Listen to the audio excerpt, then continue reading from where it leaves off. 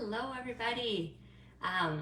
Here we are, we're on day 7 of the Spring into Simple challenge. Day 7 is halfway through the challenge, so you've made it halfway. If you're still with me and you're still decluttering, I'm so proud of you because it's so awesome to make it this far in the challenge. Yeah, we're halfway, so it's all downhill from now, so this is exciting.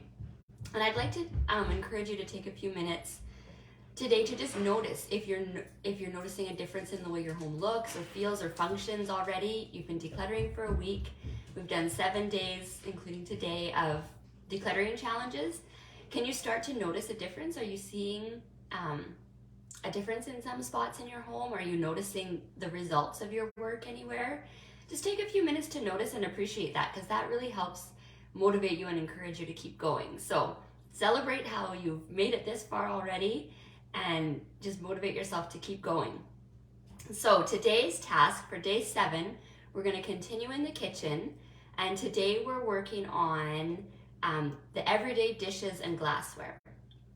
So the more dishes and glasses you have in your kitchen, most likely in most homes, the more that will end up being used and the more dirty dishes you'll end up having to wash and deal with at the end of every day.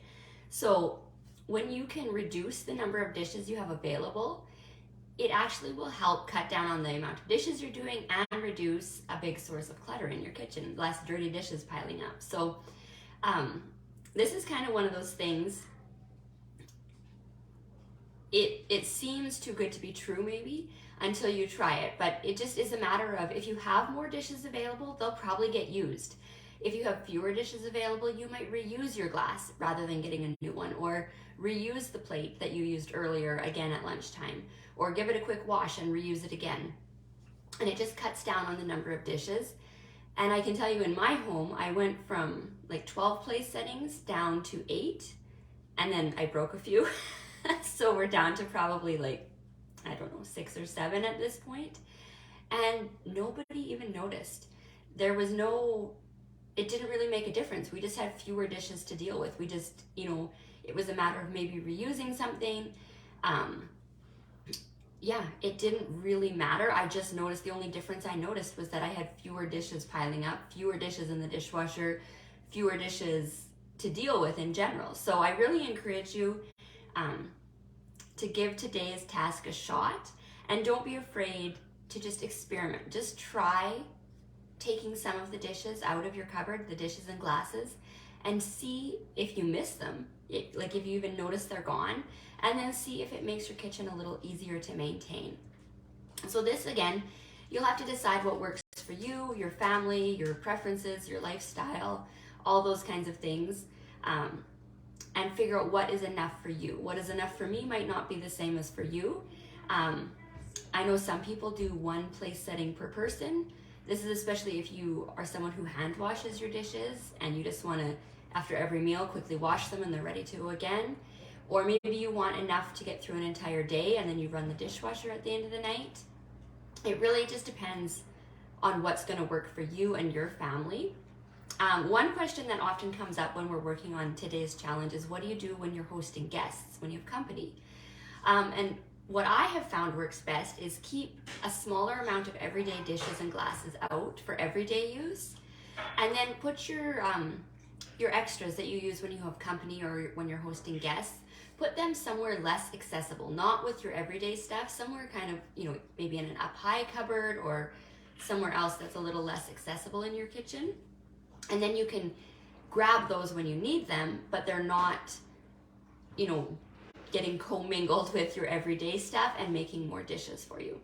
So they're still available, but they're just a little less accessible, so you're less likely to use them on a regular basis, and you can still keep the number of dishes kind of reduced in your kitchen. But again, I really encourage you, when you're putting stuff aside for hosting or for when you have guests coming, be really honest and realistic about what you actually need, how many you actually need. We don't want to shuffle the clutter from one cupboard to a different cupboard. We want to get rid of the clutter. So really decide how many you need for guests. How many guests do you usually host? What does that usually look like in your house? Do you use paper plates? Do you use dishes? What do you usually use? and be really honest and realistic about how many extras you need. We don't want to just put the extras somewhere else and continue causing clutter in the kitchen. We want to get rid of the extras and only keep what you use and need. Another thing is, I know some people have different, fancy glasses for different kinds of drinks, which if that's something you use and love, then definitely keep those, and they deserve a spot in your kitchen. But again, just be really honest with yourself. Do you actually use those? Or are you not that fancy and you don't need all those extra different glasses? Or could you use some for dual purposes? Could some serve more than one type of drink, and that would be fine? So that's something to consider too if you have a lot of extras. So like I said, I've done this before and it works so good, especially with the glasses in our house, like the drinking glasses. When we had more, they would all get used. Anytime anyone needed a drink, they would get a new glass, and that was just how it went. And that left a lot of glasses, like more than could fill up the dishwasher, and so then I was left hand washing some, and it was just really annoying.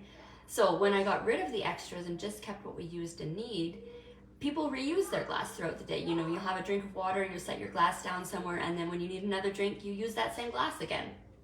So it's just a really simple way to reduce the number of dishes and kind of retrain yourself to cut down on dirty dishes and clutter and that kind of thing. So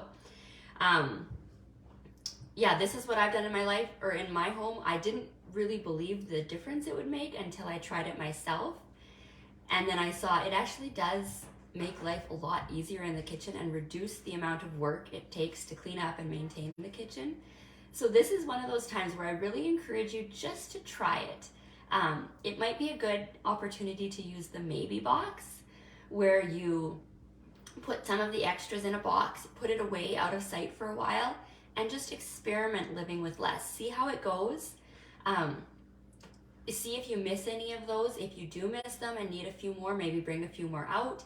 If you do the experiment and realize you got along just fine with fewer dishes, then that can tell you, yeah, I can do this. I don't need that many. So this is a great opportunity to just experiment, try something new, just maybe test, challenge yourself a little bit, challenge what you think is enough, and see how it goes. Your maybe box can be like your decluttering safety net, making it a little less scary to let go of those extras without fearing that you're going to have to replace them or you're going to regret it or that kind of thing. So this is a great chance to use the maybe box.